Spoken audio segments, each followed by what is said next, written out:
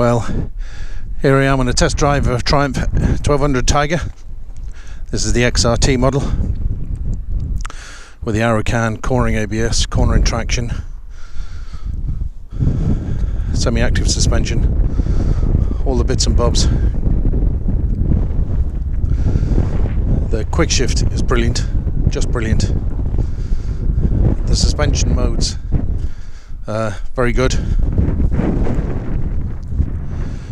You really can feel the difference, and you can change them on the fly. You just have to shut the throttle off to accept the new setting. Sorry, that's modes, when you change engine modes. Suspension you can change on the fly. The brakes, when you're in town, brilliant that they're linked. You're not getting that big dive, which is great. So in town, easy enough to use. Yeah, the bike really does belie its weight. Even at low speed around town, it's easy to drive. It's not a bother. It's very easy. I'm 6 foot, maybe a little bit short in the leg, and I have the seat on the lowest position, and my feet are both flat-footed completely. But when I'm riding it, my knees aren't around my ears.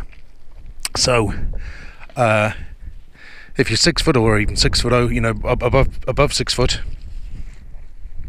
even the seat in the low position is very comfortable. You're not scrunched up. So I know the seat's only an extra inch higher, something like that, on the high position, so I won't bother trying it.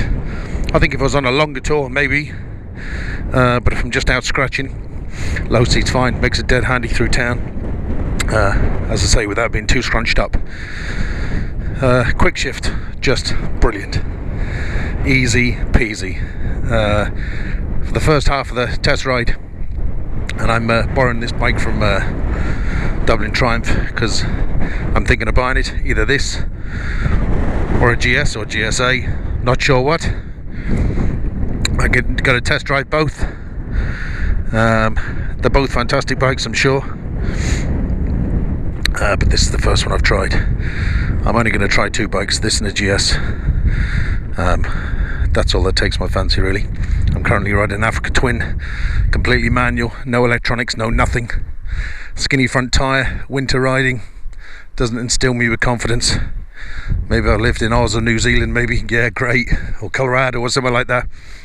But this bike around the twisties here, up in the mountains, with all the gadgets, it gives you a very confident ride, The screen, it hasn't stopped the buffeting on my helmet at motorway riding, which I was hoping it would do. I think if I had the seat on the higher position motorway riding, it might be a bit better. But the screen in the higher position, at kind of mid, 70-80k speeds, was great. Yeah, it completely shields you noise-wise. But other than that, high speed, you're not cocooned in a wall of silence or anything, which is a bit of a shame.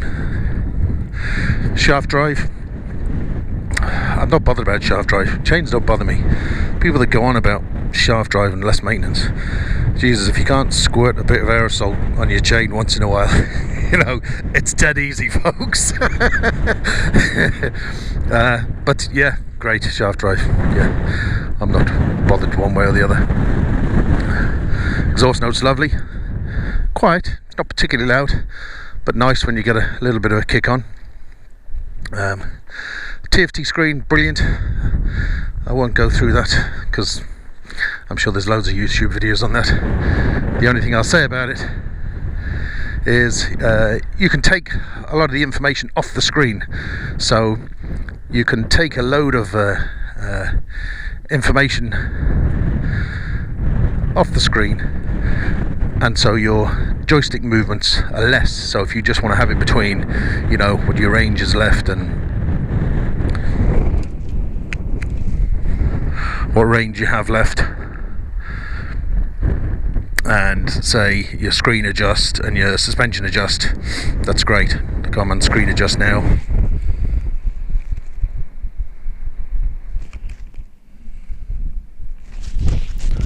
my suspension settings. It's just the damping settings. The preload front and rear is automatic.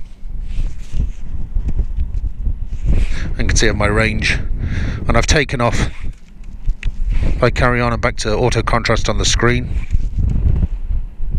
but then I'm back to screen adjust height. I've taken off all the water temperature, trip meters, everything like that. I don't use them, so I don't need them. So they're taken off, and it just cleans up your display if you want. Keyless ride, not really bothered one way or the other. Probably means I'll just lose it quicker.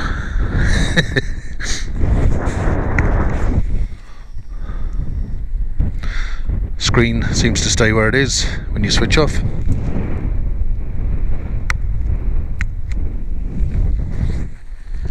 Yeah, it does. So here I am in the lovely Wicklow Mountains. Time to get back. I think there's someone demoing it after me, so I better go. It's a fantastic bike. Smooth as silk. Tiny bit of vibration through the handlebars. Tiny bit. Nothing that would bother you. Kind of even acts as a little bit of a massage. Brakes, as I say, the Link brakes in town are great. Just give you a nice feeling. The engine at low speed, the fueling is brilliant, super smooth. My Africa Twin, before I put a fueling module on it, was like a jerk fest in town. Just the most annoying fucking bike I've ever driven. Until I put the fueling module on. Otherwise the Africa Twin is brilliant. Not forgetting, this bike's a lot more money than Africa Twin, so I'm not criticising the Africa Twin. It's built for what it's built for. Right, I better get back to the dealers. That's my quick take on the Drive Tiger 1200. I was kind of looking at the XCA model, but the RT is nice too. Over and out. Good luck.